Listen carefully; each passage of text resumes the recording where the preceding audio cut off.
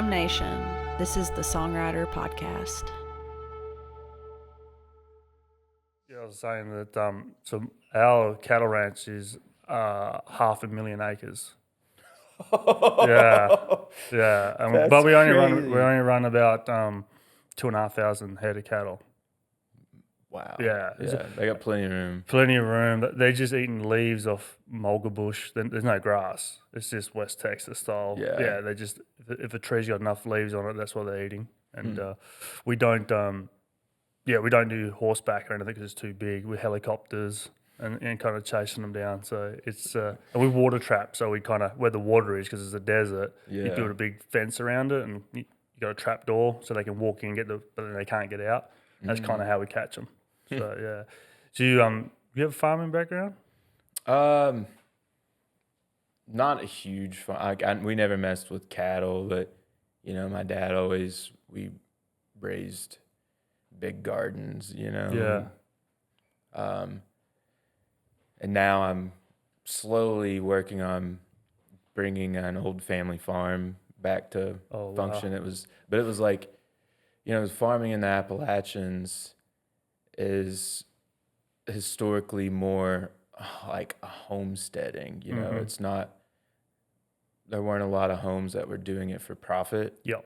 It was, garden, feed yourself, hand to mouth, and then typically have some sort of cash crop, which was often tobacco that was literally that they would sell to have cash on hand, to buy things that they couldn't trade for. Yeah. So that's kind of what I'm trying to work back towards is just a little, I think in the way the world's going, it's just the move right now is towards at least partial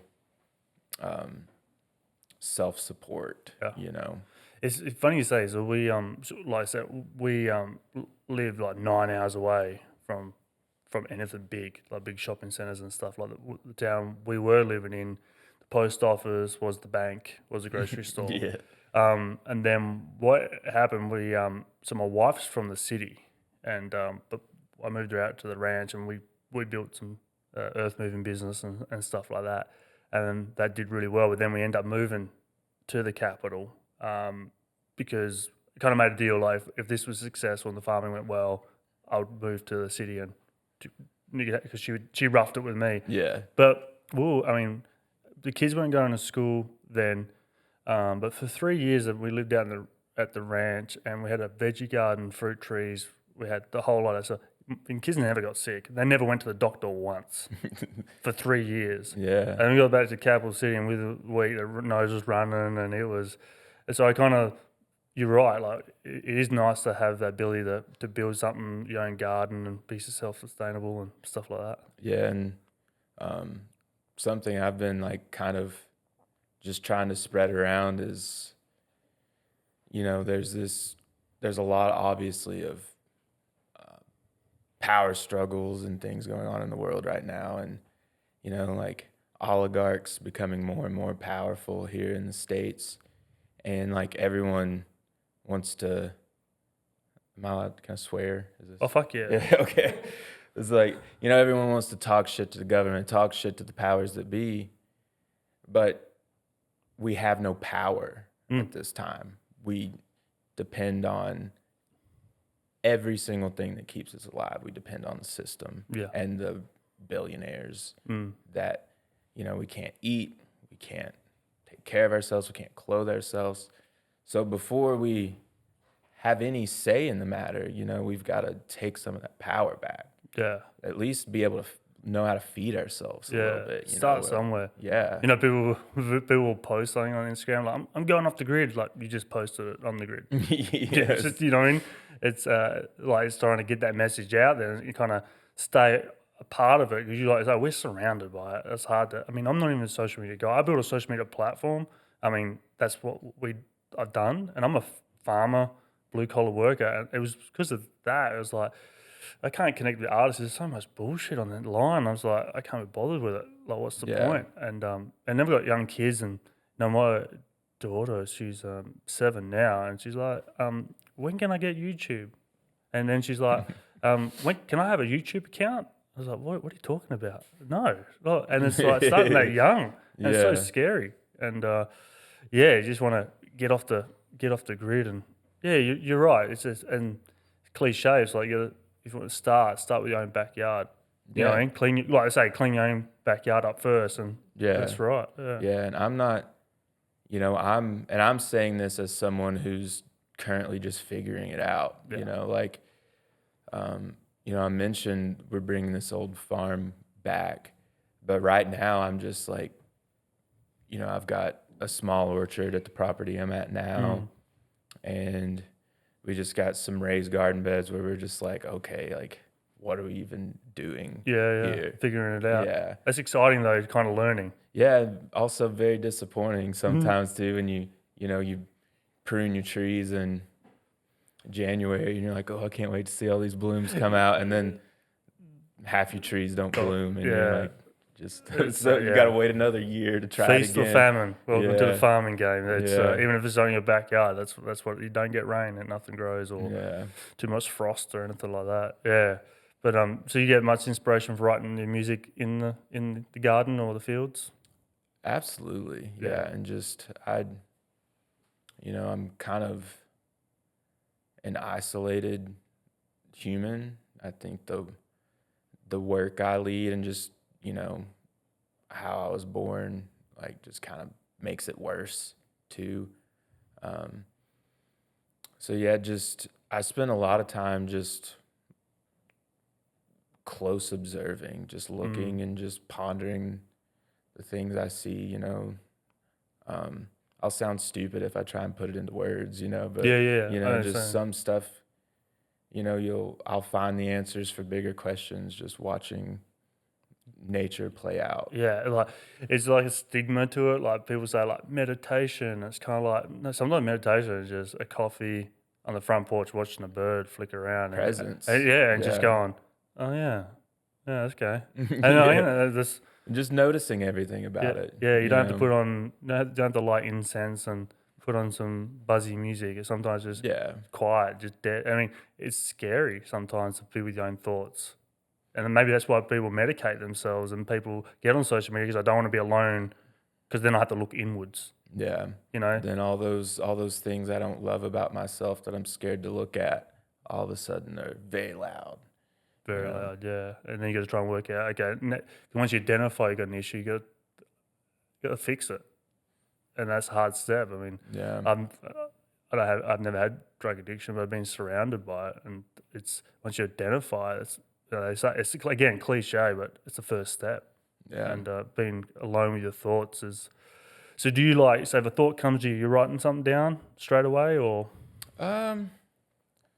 Sometimes, it's, pull out my apps or pull out my notes app and jot something down. Sometimes, a lot of times I just let it live in my head a little bit too. Just see what it turns into. Yeah. So I want to talk back to dirt.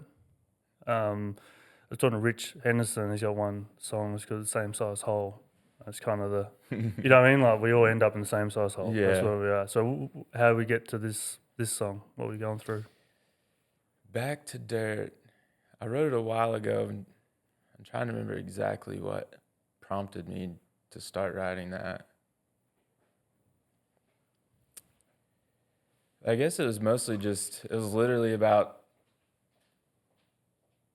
just thinking about how it's like, oh, we are so attached to this earthly body that we mistake ourselves with the thing that gets laid into the ground at the end. And because of that, we seal it up in a vault and don't allow it to become part of things again. And I think that's something that's really beautiful for me to think about. Like, it's almost like a very practical reincarnation, like, it's like, yeah, I'm not saying my soul goes into something else, but, if I lay my body in the dirt, then my body very much becomes part of the whole thing again. Yeah. It's also like your bones are in like it's kind of like people are, like say the vessel, but it is just bones in the ground. It's like the headstone kind of is your character. Like here lies a father, here lies a mother. Yeah. You know what I mean? Loving uncle or whatever it is. If they dig your if that headstone's gone, the story, which is what you guys do so well, writing lyrics, it's just bones. You know, they probably could tell you your age and you had tooth decay or something like that, but it's that headstone. I think that's what you do really well with your music as well. You just tell that story. So, Thank you. yeah. And then, so rosebuds. Redbud? Oh, redbud, sorry, yeah. What's this one about? Redbud here in East Tennessee. Well, we're in East Kentucky here, but, Yeah. very close. That's like the first thing you'll see bloom in the spring. Mm-hmm.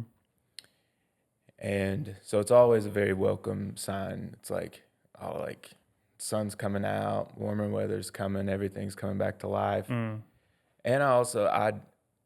the redbud tree is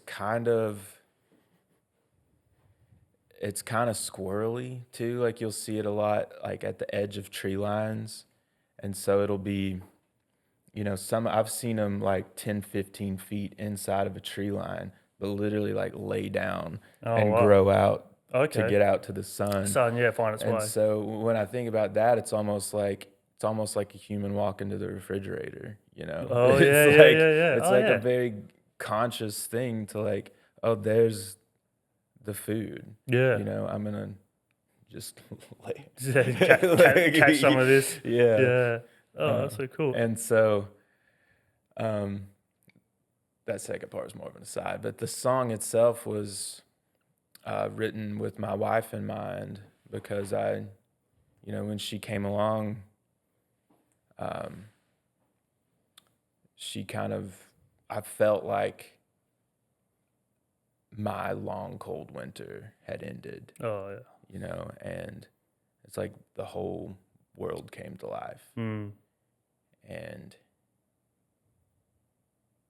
yeah, so that was kind of with her in mind. It's been a strong theme with the podcast we've been doing is the wife, the person that keeps the fires going at home and pays the bills. Yeah, especially you ours. Yeah. I mean, and I was talking to Brad, producer, is talking to him about my wife. So we're here now. I got 2 kids. My son's got autism, and he's very addicted to me. And so she's going to the festival and keeping him at bay while he's trying to get to me. But I'm on camera, I'm meeting people, I'm shaking hands. But I always tell her, I was like, you carry more load than I do. Yeah. Yeah, I mean, you don't get the claps and thank you to Rob. Yeah. You don't get that. So it's so good that artists get that opportunity. You have like that outlet to turn to your wife and to write her a song. So she must be a foundation for you. Oh, yeah. Yeah. How long have you been married? 3 years. Oh, so cool. Yeah. Yeah. And so when you're songwriting, are you a lyrics first and then guitar, or what are you doing? More and more I'm becoming lyrics first Mm-hmm. and then guitar, or I'm starting to write a lot without my guitar as well, because I feel like it, without one more thing to think about, and to control while I'm doing it, it can allow me to be a little more free in my kind of hone in on what you put all your energy into it. Clear image of what I'm trying to do, and I can, just bop around and find some flows and rhythms with the lyrics. It'd be a little bit harder for me to do if I was trying to strum along and keep up with that too. That makes figure sense. out chords while I'm, it's just sometimes. When did you pick up a guitar? I was 13, I think, when I started playing. And what made you pick up a guitar? I think at that point I was just really searching for something to dig into and identify with. And like I said, I've always been kind of an isolated person, never really had a ton of friends. So, and we lived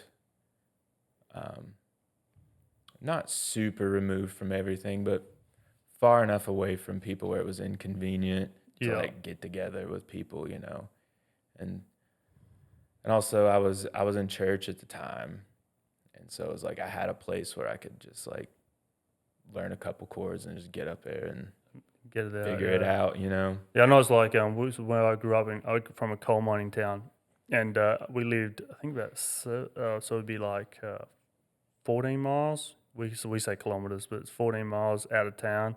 So we'd catch the school bus to go to school, but it was too far out of town to like get invited to parties and birthday parties. So I like had two younger brothers, very close, but it's kind of like that isolation. So I understand what you're saying there. Yeah. Yeah. And so when you pick up a guitar, what are you playing? Like, what's the influence? What are you listening to?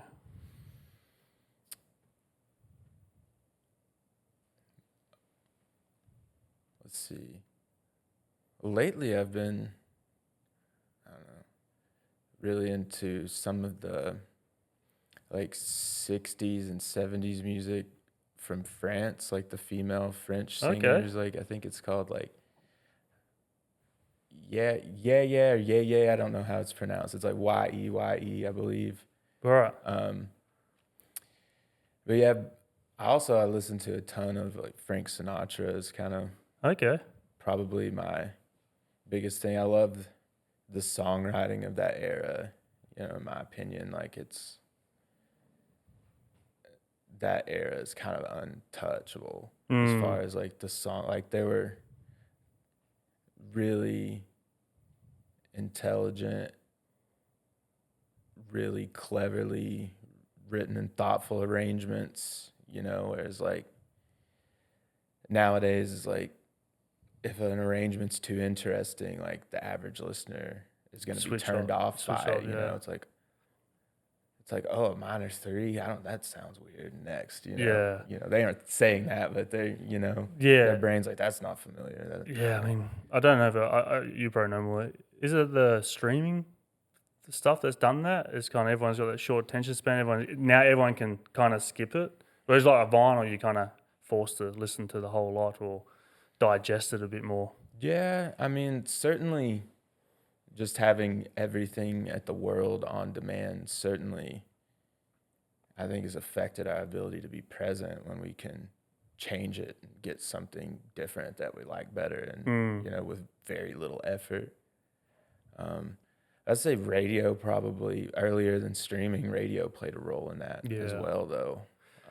It kind of turned into there's a formula to make a catchy song, and so we're only going to play a catchy song. So this is the formula, like you're saying. If you're outside that formula, everyone's kind of like fans aren't used to it. I'm sure there was a formula at this time too, and there were probably, you know, I wasn't around, so I'm sure I don't completely get the, you know, the vibe of the zeitgeist that was going on in that world. But there was certainly, it seemed like there was a lot more chances taken, and I guess there was a lot less people putting out music. So you had a little bit more power in what you were gonna like make people listen to. You know? I mean, I listened to "Hurt Me," the song. It's like I feel like George Jones kind of is vibe to it. I mean, what kind of inspirations on that one?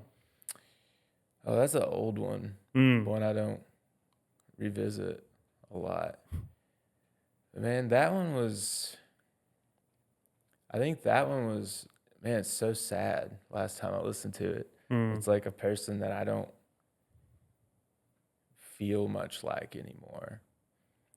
But, you know, I listen to it now and just like, it's like, oh, this is a guy that was scared to be known, was scared to be himself. Yeah. And, just, I guess, literally afraid that someone would tell my secrets, you know, and then I'd be exposed as a fake or... I mean, we talk about this a lot with the other artists, is like, you get so vulnerable when you write music or when you're in a certain state of mind that when you're playing live, if the audience aren't appreciating or aren't in the mind frame it's like, I'm not wasting this song on you. I'm not taking myself to this place for this. And do you get that? Yeah, for sure. There's definitely... And I think sometimes for me too, it's like, if I can't believe it, if I can't put myself in the spot anymore to sing it from that place, like, I don't want to get up there and be inauthentic about it. But yeah, if you really play something where you're bearing your soul and like people talk through it, you know, it's that hurts. It's like I'm giving. It's like, because the dynamic is supposed to be, I'm up here giving, and you are supposed to give back, so I can feedback, then multiply that and give it back. And so if you're not giving me that, then I'm just depleting my tank. Yeah. And especially with something vulnerable and that you're kind of like shy about anyway, that can really hurt. Yeah, exactly. Is that come down to like venue selection for you then? It's like you're not going to play this venue because it's kind of... Well, there's definitely types of shows that I don't do anymore. You know, like, I don't do 3-hour bar gigs anymore. You know, I don't do gigs where there's a TV on behind me. Like, so Laurel Cove's perfect. Laurel Cove's perfect. Yeah. If they could all be like Laurel Cove, it would it'd be a dream gig. Yeah. I think we should just play a song. I want to hear a song from you. Sure. So what do you want to play? I don't know. What should I play? You got some new stuff? Yeah, see, I've got a new one. Let's see if I can.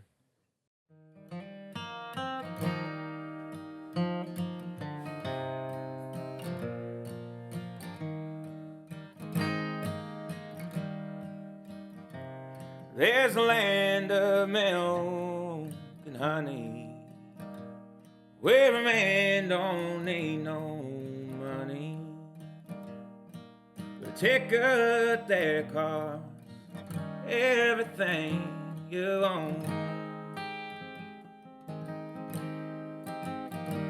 Well, there the water is sweet and there's plenty to eat. Grace finds everyone. I didn't find it in the city. Man, ain't it a pity? And all I did was waste up all my time. Maybe I'll buy some land and I'll plow it by hand and I'll eat what the earth provides.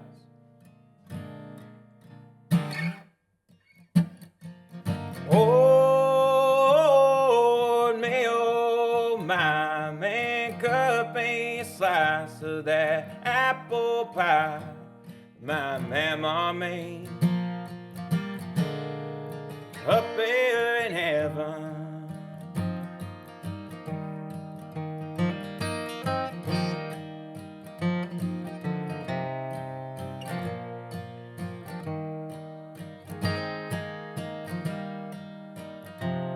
I'd give up my earthly treasures, have blessings beyond measure, but find myself still holding on to mine. Just take what you need and there'll always be enough for everyone.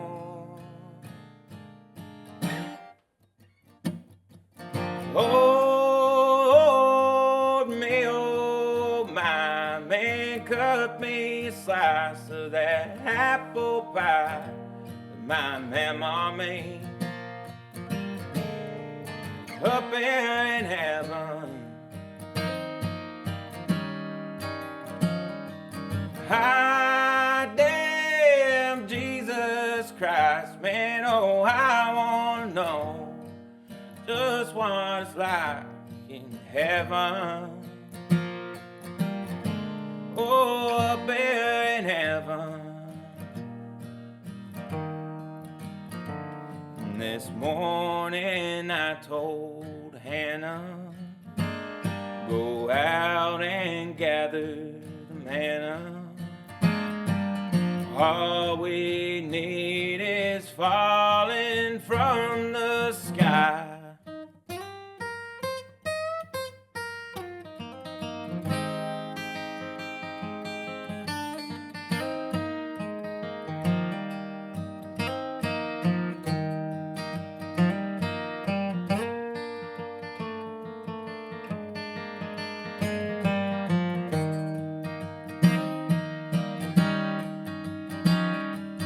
Ah, damn, Jesus Christ, man, oh, I wanna know, good God, just what it's like in heaven, oh, up in heaven.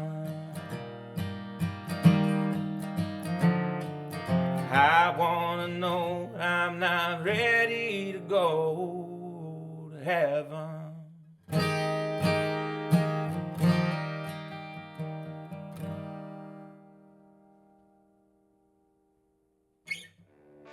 Thank you for listening to the Songwriter Podcast. You can find out more about this artist in the show notes, including links to their work.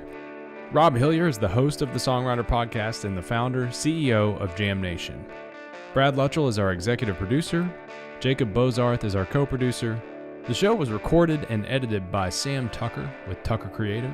The show's incredible intro vocals are by singer-songwriter Emily Jamerson. Thank you to Pine Mountain State Park for hosting these conversations and Bell County Tourism for helping us coordinate. This show is brought to you by Jam Nation. If you haven't heard of Jam Nation, it's an app not just for fans, but fanatics. Jam Nation app tracks your listens, it connects you with other top fans, and it helps you earn not only bragging rights, but you're going to get exclusive access to content, tickets, and more. We're always adding in new features, so it's going to continue to evolve. This is your chance to get in early. You can download the Jam Nation app from the app stores right now, and many of the artists that are on this show and coming on this show are already there. If you enjoyed this episode, we really would appreciate a rating on YouTube, Spotify, Apple, or wherever you're listening. It really matters. I promise you it does, and it helps the show grow, gives us traction, and gives us social proof so that we can continue to go out and get more songwriters on the podcast. Thank you for listening, and we'll see you soon on the Songwriter Podcast, where we explore the life behind the lyrics.